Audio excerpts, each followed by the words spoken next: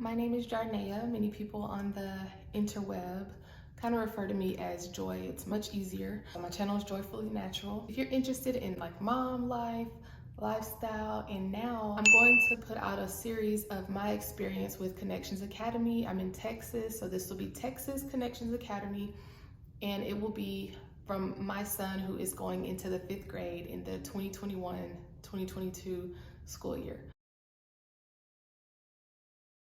A little about me is that I resigned this year. I recently had a baby. She's now 9 months. And then I have my 10-year-old son. And my family made the decision with all of what was happening in the world in 2020 to 2021 that it was just best for our family at this time for me to stay home. So what that did is to help me see exactly what was going on with my son. He did online school during this school year. He's been wanting to do some kind of homeschool, online school, and for me as a parent, I really wanted him to be in school until he was older. So I considered possibly in high school doing some kind of online homeschool, kind of fast-paced school system, but I really wanted him to get the fundamentals, the core elementary and middle school in a traditional brick and mortar school. I wanted him to be able to deal with that peer pressure and being able to just be around other children, learn how to share. He was an only child at the time, so I really felt like that would be best for my son.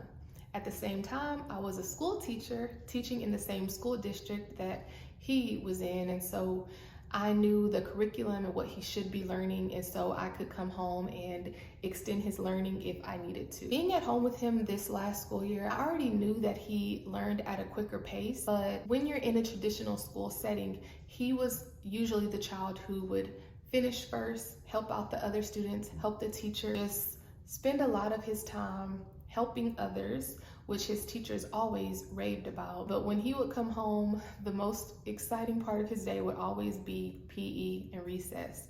I think for a lot of children, that's not concerning because they love to play. But for my child, I feel like he needs to be pushed a little harder.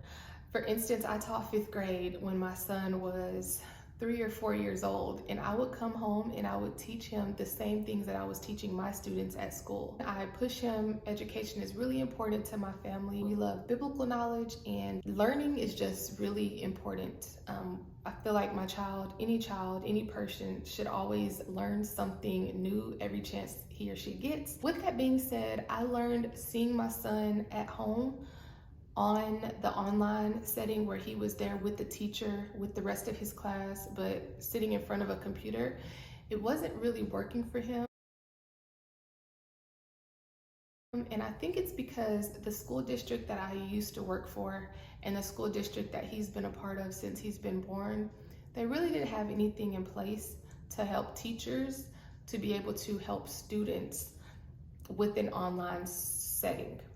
And the way that we were forced to teach this year was to have a class of students, those who chose to be in the traditional learning system, and at the same time have students on Zoom and try to teach both of them the same type of information at the same time.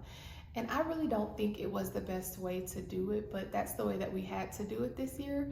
And what that did was let me see that my son finishes his work, and then he's just sitting there looking at the other students, or he would get up because he had a new sister. He would get up to come and try to help me with the baby.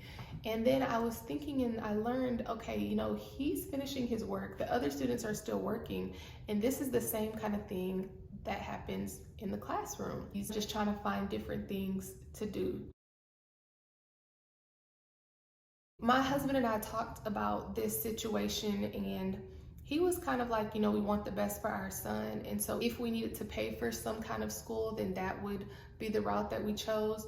But for me, I don't feel like I should have to pay for a public school or even a private school. I just didn't feel like I should be spending money on his primary education because it just is not necessary to me. I have several degrees in education. Possibly in the future, I will become an administrator in education. I have the credentials to do that already. And so I feel like I've spent enough money on my education to be able to help my child. So I don't really need to spend more money to have someone else teach my son. I know and I feel confident in my abilities that I can take whatever he's doing and work with it. Now that works for me because of what I just said, but it might not work for you. But I just want to let you know this is the reason why I chose Connections Academy. I started to research and I looked at Connections Academy and I also looked at K-12.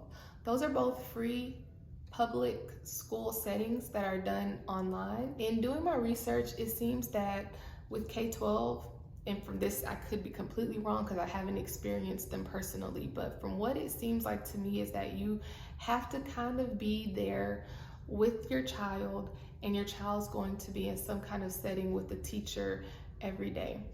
With Connections Academy, yes, I do have to log in the attendance, but to me, Connections Academy seems like it might fit students who finish their work on their own pace, get it done, and then that's it.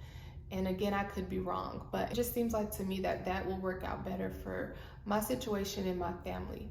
I also love the point that I can take different vacations at a different time. We do love to travel, and when this stuff stops and we're able to get out more and feel more comfortable, we're going to travel again. And I love knowing that I can take vacations at a time when most other children are still in school. So that gives us a lot of flexibility there as well. The application process was extremely easy. All we had to do was fill out the same information that we filled out in years past, just the basic information on the student. That's all that was really necessary. Something that I learned from K-12 is that K-12 is pretty much like a hub, and then they branch out to other schools. So when I was applying for them last year, we didn't end up going, but we thought about it. So when I applied in K-12, there were different schools or academies that he could go to based on like his learning style. I have not seen anything like that with Connections Academy, but I'm thinking they're going to do some kind of assessment to see where he is and see where he could get the most help. That has not happened yet, but from what I've heard, I think that that will be coming up soon. Parents were also required to attend a online meeting where we learned exactly what our role would be. I received a box of supplies or textbooks or something, and so I'm gonna go ahead and break into that right now.